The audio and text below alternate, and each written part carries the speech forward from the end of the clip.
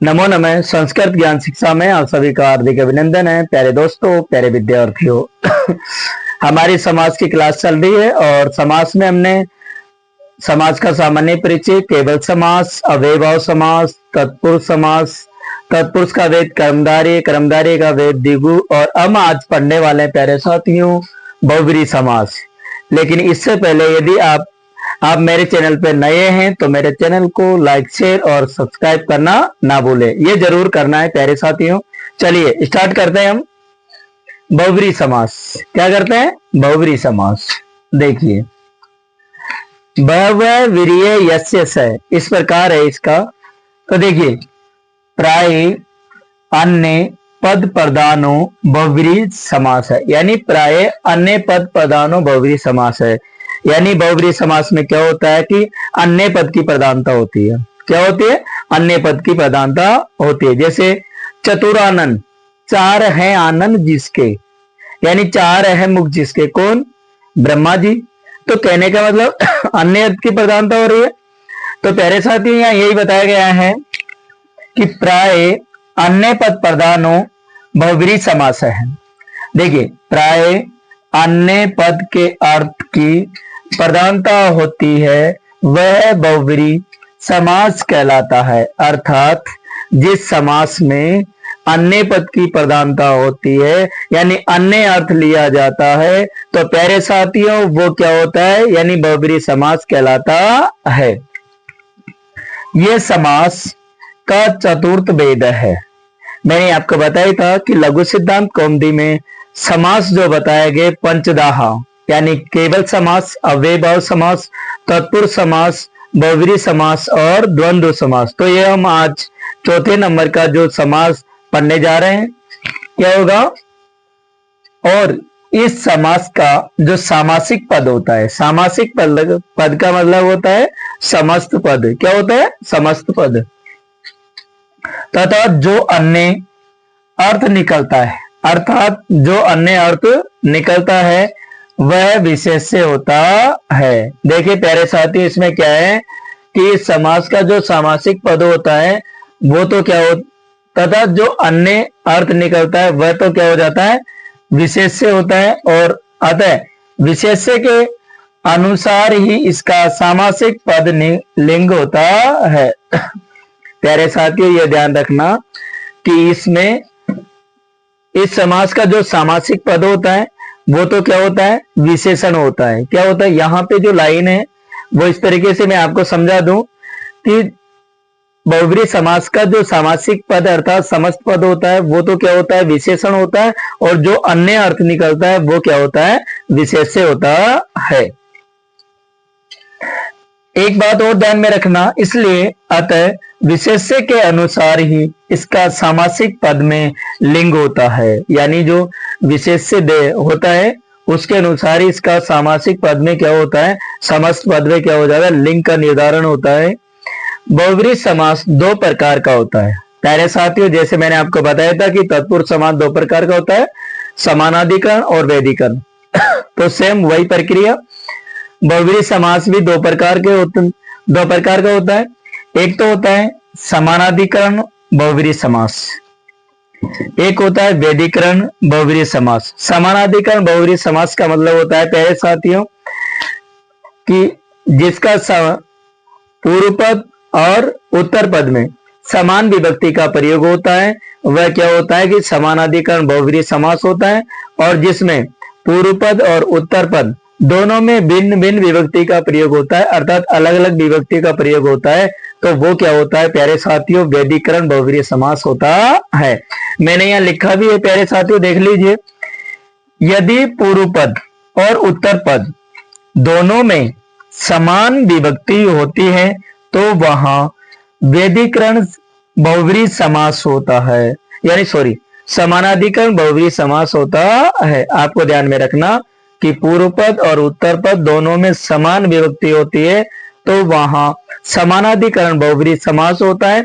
और यदि पूर्व पद और उत्तर पद दोनों में भिन्न भिन्न विभक्ति होती है तो वहां वैधिकरण बहुव्रीहि समास माना जाता है। यानी जहां दोनों पदों में अलग अलग विभक्ति का प्रयोग हो वहां वैधिकरण, जहां दोनों पदों में समान विभक्ति का प्रयोग होता है वहां क्या होगा प्यारे साथियों, समानाधिकरण बहुव्रीहि समास होता है।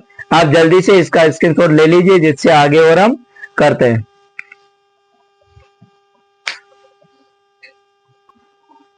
अब देखना प्यारे साथियों, समानाधिकरण बहुव्रीहि समास हम पढ़ रहे हैं और इसमें क्या होगा, समान विभक्ति है जिसकी, मैंने आपको बताया था जिसके पूर्व पद और उत्तर पद दोनों में समान विभक्ति का प्रयोग होता है तो वहां समानाधिकरण बहुव्रीहि समास माना जाता है अर्थात किया जाता है। देखिए पहला है आपका इसमें द्वितीय समानाधिकरण बहुव्रीहि समास। देखिए ये देखना कहीं पर भी नहीं मिलेगा इस तरीके से, तो थोड़ा सा ध्यान देना।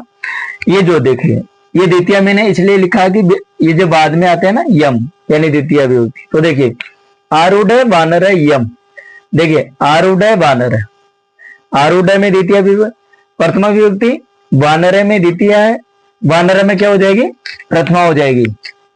ये लास्ट में जो होता है जो यम जुड़ता है, एन जुड़ता है, यस में जुड़ता है, उसके बारे में आपको समझाना चाह रहा हूं कि ये मैंने वही लिखी है, ठीक है। तो देखिए पहले साथ क्या होगा, आरूढ़ वानर यम, देखिए ये पूर्व पद और ये उत्तर पद, इसमें ध्यान रखना है, इसमें इन दोनों में समान विभक्ति होनी चाहिए, ठीक है ना। तो देखिए क्या बनेगा प्यारे साथियों, आरूढ़, आरूढ़ वानर,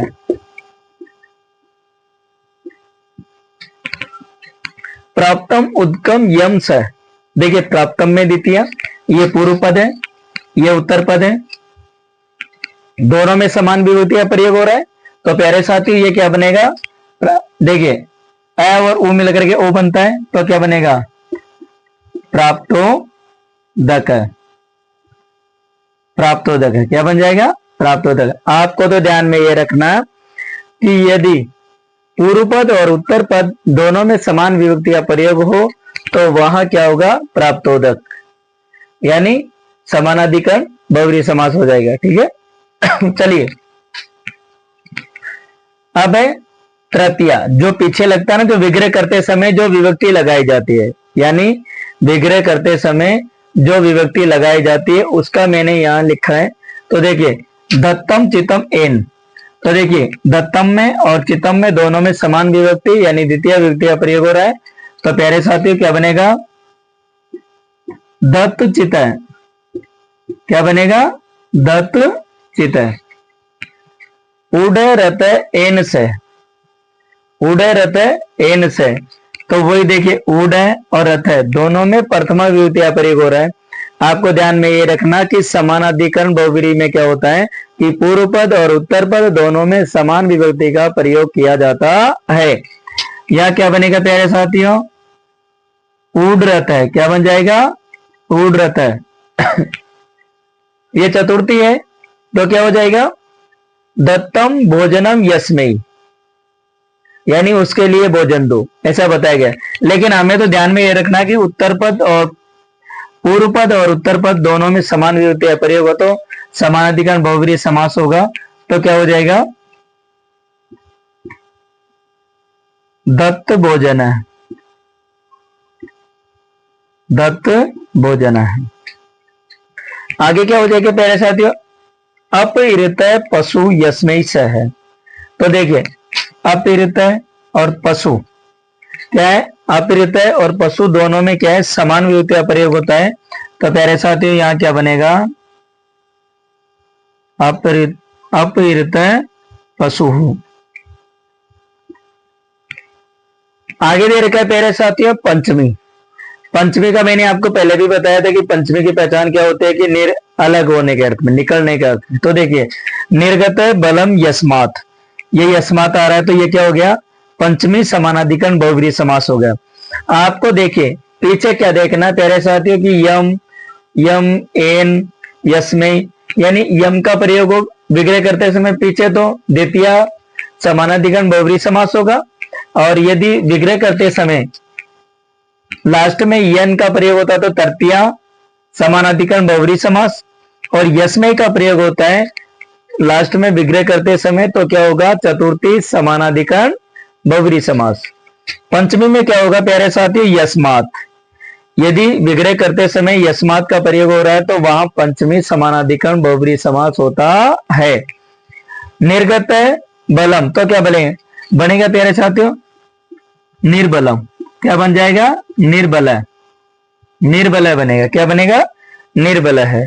निर्गत धनम यस्मात, तो क्या बन जाएगा आपका, निर्गत धनम यस्मात। तो मैंने आपको बताया था कि यस्मात विग्रह करते समय आए तो पंचमी समानाधिकरण बहुब्रीहि समास माना जाता है।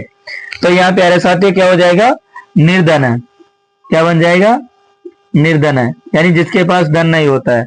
निर्बल है, जो बल से रहित होता है, बल से हीन होता है, वो होता है निर्बल, कमजोर। आगे प्यारे साथियों षष्ठी।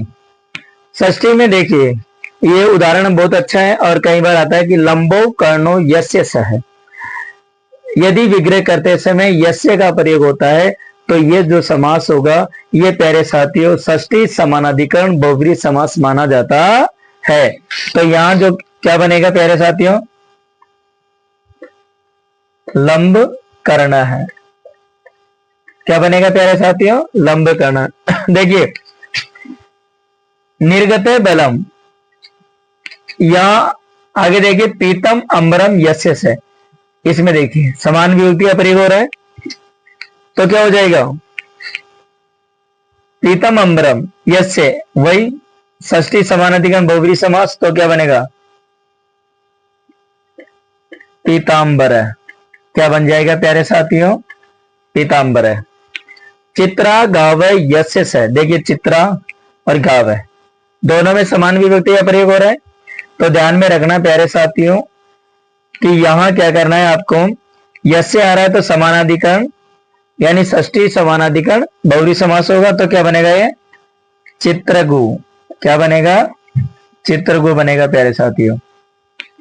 अब है लास्ट आपका प्यारे साथियों क्या है, सप्तमी समानाधिकरण बहुब्रीहि समास। क्या होगा, सप्तमी समानाधिकरण बहुब्रीहि समास होगा।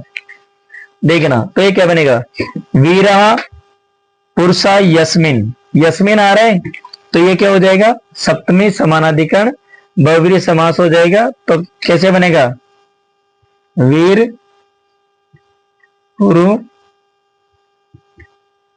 वीर पुरुष को, यानी ग्राम्य अर्थ में लिया गया इस तरीके से, ठीक है। इस तरीके से बन जाएगा प्यारे साथी ये, और आपको ध्यान में यही रखना है, ये कंप्लीट करना है आपको, ठीक है ना।